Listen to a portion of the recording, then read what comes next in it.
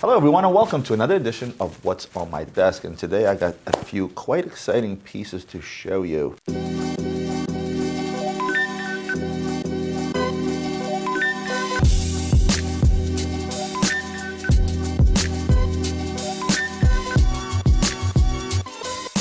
So what did I bring with me today? I brought the very famous Lange Zeitwerk, the original plain Jane model as they like to call it.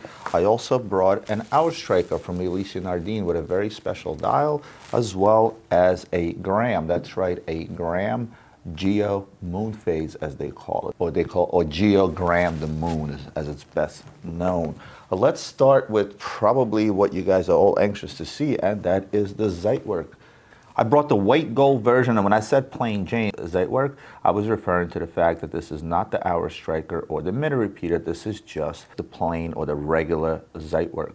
What is so special about the Zeitwerk? Well, it's pretty plain to see. This watch displays time in a digital format with your hours at 9 o'clock and your minutes at 3 o'clock. What's most satisfying about this watch, outside of looking at the back of the watch or the movement itself, it's the way this watch shows time. So as I'm flipping the minutes over, you'll notice how the discs jump. There are 4 separate discs in order to accomplish this. And as I get to 60, you will quickly see the time change. There it is, 11 o'clock, 11:02. Now let's look at the best part about this watch. Now I've talked about Lange Sohne numerous times. This is a wonderful, wonderful brand, a brand that I respect very much, a brand that I often put higher in terms of quality of watchmaking, higher than Patek Philippe and some of the other majors. When it comes to watchmaking, when it comes to their movement, it is often called movement porn, as it's referred to by a lot of the bloggers out there. Look at this movement. This is an absolutely, absolutely amazing, amazing watch. When people decide to step up and spend more money on a Lange Sohne, the Zeitwerk is the one that they always reach for. This is a watch that everybody covets to have in their collection when it comes to Langes, or when it comes to watches overall, really, and rightfully so. What I absolutely love about this watch is the fact that it's a large, dressy, I guess you can say /sporty watch. Let me throw this thing on the wrist. You guys will see exactly what I'm talking about. Measuring almost 42 millimeters, like 41.7 or something like that. This watch sits extremely well on the wrist. Look at that. More importantly, besides the size, is its thickness. Look how thick this bad boy is. Now, it's other variations like the striking time and the minute repeater. They're slightly bigger and slightly thicker, again, by not much less than a millimeter. But overall, they more or less all look the same. I'll have Ian pop the other two up on the screen. What is it that I absolutely love about this watch most? Well, the fact, number one, it's Lange Sohne. The quality of their movements are indeed superb. And mind you, this is a German manufacturer. This is a manufacturer that plays in the field of all those Swiss watch manufacturers that have been around for hundreds of years, and yet they can stand their ground, they can stand their own. I normally don't do this, but I feel like the Lange Sohne makes it into the top 5 companies out there altogether, alongside with Patek, Vacheron, Audemars Piguet, and some of my other favorites.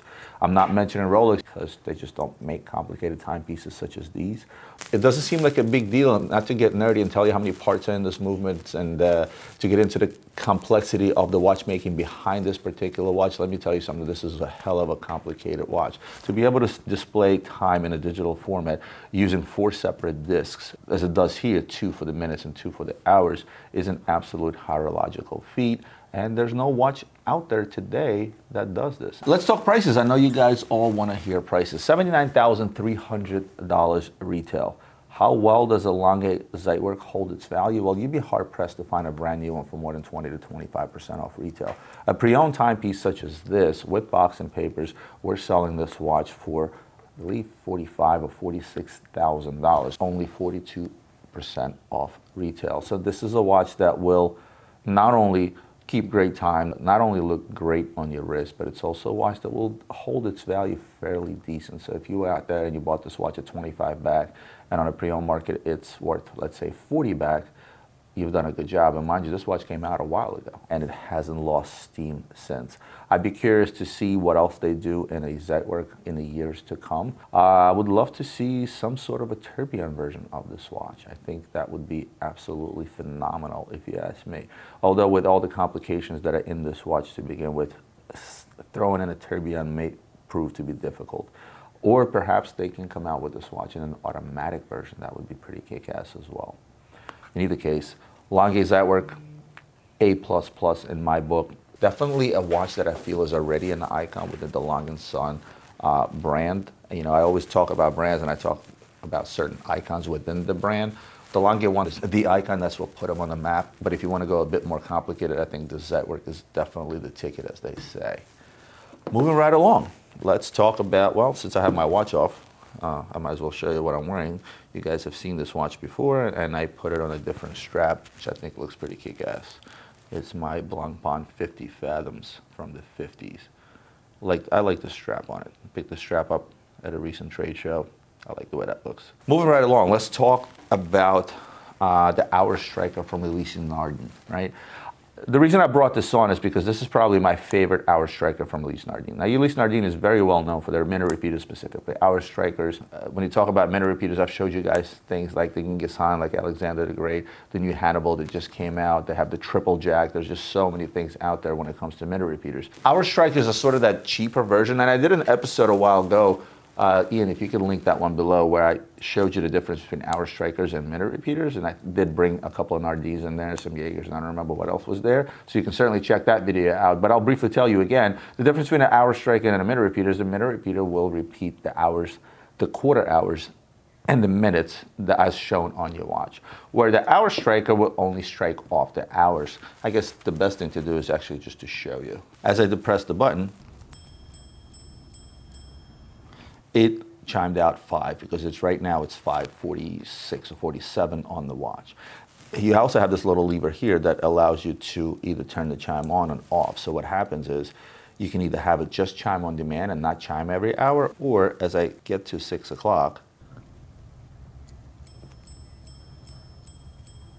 it will chime out the hours. Sort of like a cuckoo clock, I guess. So as you're wearing this watch, if you're conscious of the time, as time is going by, you can set this watch to ring every hour, and it will chime off the hours. It won't chime off the minutes or the quarter hours. Again, this is just an Hourstriker, hence the name, Hourstriker. It strikes the hours, right? Another good part about this watch, it is an automatic, and my favorite, and why this is my favorite minute repeater from Ulysse Nardin, is the use of the lapis dial. Lapis lazuli is a semi-precious stone that gives off the most beautiful blue color that sort of looks like it has speckles of gold inside, if you can guys see that.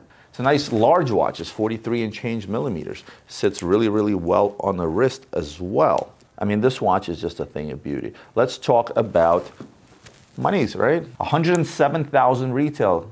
Sounds like a lot, but it's not. If you compare it to the minute repeaters that are $200,000, $300,000, $400,000, $500,000, you know, at 100 grand, this watch seems like a bargain. On the resale end, based on the resale market decline on the Ulysse Nardin high-end pieces overall, this piece suffers the fate of being sold for roughly around that $35,000 to $40,000 price range, which is about a third or maybe 40% of the original price. Why? I discussed this before. The biggest market for Ulysse Nardin, which was the former Soviet Union republics along with Russia, kind of took a dump. Ulysse Nardin sales went down in those regions, and they went down tremendously. And not only Ulysse Nardin sales, my sales. I just saw a ton of stuff to Russia from Ulysse Nardin. This is like the brand to have. It was Ulysse Nardin and Breguet were the two hottest brands out there. And right now, that's not the case. And Nardin sort of got cold. It's what you do when you get cold that makes the difference for the future. And right now, Ulysse Nardin decided to go sort of that cheaper route. And I did a whole video on you know, new releases from Nardin, where you now have freaks that you can buy for 20 grand, or Turbulents that are out there for $24,000. And that sort of tends to cheapen the brand. What does that do to the pieces that are older and were more expensive from back in the day? It cheapens them as well. I don't know. If I went back 5 years, I would sell this Hourstriker for $50,000 to $60,000 to a place like Russia. And today, unfortunately, it's just about half that, which makes it a great deal. You know, and as far as I'm concerned, you know, if you're somebody out there looking for a complication, as well as a gorgeous watch such as this, at $35,000 to $40,000, this watch becomes a hell of a bargain. And I'm gonna wear this watch for a little bit. That's exactly what I'm gonna do. I just love the way this watch looks. It's comfortable on the wrist, and it's a hell of a conversation piece. Nice large size. Yes, that's exactly what I'm gonna do. I'm gonna wear this for a while. Moving on to our last, and you know, I like to say I saved the best for last, and out of all of these, I will still deem the Graham watch. That's right, I said Graham watch to be the best timepiece on this table. Geo Graham The Moon. Before I get into how complicated this particular watch is, let's just look at the fact of how beautiful this watch is, right? Starting with the moon here, the hand-painted bezel, the constellations, which are set out in tiny little diamonds, not too gaudy, but yet makes a statement. The tourbillon cage itself is also gorgeous. The back of the watch, just a gorgeous, gorgeous watch. Graham is known for what? They're known for their chronofighter watches, that awkward, humongous crown that faces the wrong way, as most people will say. And the reason, of course, it does it because you won't be able to bend your wrist otherwise, right? Let's take a step back. Now, Graham is one of those companies whose roots date back to 1695, right? They literally can trace their history back then. Of course, this is one of those companies that, you know, were around back in those days, and then they took a humongous break. Somebody picked up the name rights and open up this company, and you guys will mostly say, well, this is that brand that doesn't sell really well or resell really well. You see their stuff online for, you know, 50 off, 60 off, sometimes even 70 off. You are correct, and I discussed this in the past before. I'll briefly go back into it. It's one of those things where the company starts to put out closeouts to guys like myself or anybody else out there who's willing to write a check in order to sort of stay afloat. They find themselves in the vicious circle or catch-22, where they need to sell off merchandise at a much lower price in order to stay afloat, to continue company going. However, this is a great company that I think they make great watches, and I almost feel like somebody would come in with a huge influx of cash, get rid of all the closeouts on the market, cut production down to 20 or 30% of what they're currently doing, hold prices for a few years, and watch the brand climb. Because the timepieces that they make, starting from the cheaper, sportier models out to guys like these, are absolutely amazing. So let's go back to Graham, right? Company's called Graham after the gentleman that founded it, George Graham, right? He was born in 1673 and died in 1751, if I remember correctly. This guy was a clockmaker, and it just so happened that he was friends with all the famous astronomers at the time, right? And one of his friends was Sir Isaac Newton. And he actually incorporated Newton's gravitational theories into the design of his clocks and watches, which was pretty avant-garde at the time, considering we're going back to the 17th and early 18th century. The reason they came out with this timepiece is to pay tribute to the lunar fascination with its signature feature, which is a highly precise retrograde, note I said retrograde, and I'll explain that in a minute, moon phase indication, whose cycle is calculated to match that of the moon's exact synodic period, or lunar month, as they like to call it. At the end of each lunar month, which is what, 29 days, 12 hours, 44 minutes, and 2.9 seconds, I think I got that right, that's pretty precise, right? This lightweight moon disk, which you see here, will jump back to begin its next moon phase cycle, and hence the retrograde moon phase, right? Now, I'm not gonna tell you that Graham has the master watchmakers to achieve such a feat. They do not. So what they did is they enlisted a gentleman by the name of Christophe Claret. I'm not gonna go through some of the amazing stuff this guy has created over the years. I've showed you a bunch of his stuff. I think the most recent was the Jean Dunand that I showed you that he made. And as well as I talked about the tourbillons that had the magnets on the side, remember that one? Some of the stuff this guy creates are absolutely amazing. I'm not surprised they got Christophe to make the movement for this particular watch at all. More specifically, what Christophe developed is the exclusive double absorber system that attenuates the retrograde fall to avoid damage to the lunar disk. Once this moon phase is correctly set, the watch requires a correction after 122 years. That's how precise they made this move. And guess what? To correct this moon 122 years later, should you all live that long, there's a corrector right here. You need to press that button. That will correct the moon. Ian, what would I look like in 122 years when I have to correct this watch? I wonder. Old man, look at my life. I'm a lot like you were. Now, I've been talking about the moon phase, and I didn't mention the fact that this is actually a flying tourbillon. It is also a watch with a 96-hour power reserve. It is a thing of beauty. Look at that. I'm not going to pretend to be an astronomer, but these constellations right here, I'm going to ask Ian to throw up a diagram of the constellations that are depicted by these tiny little diamonds on the dial. So Ian, if you put up the diagram, you guys can see all the constellations.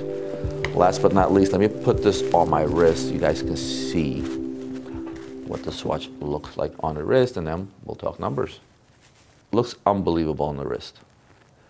A bit high, if you take a look at it this way, and rightfully so. This is a complicated watch, has a lot of moving parts, and it needs the real estate. but overall I think sits really well on the wrist and is a nice large option for a complicated timepiece. Last but not least, monies. $295,000 for this wonderful timepiece. A hefty, hefty, hefty price tag, right?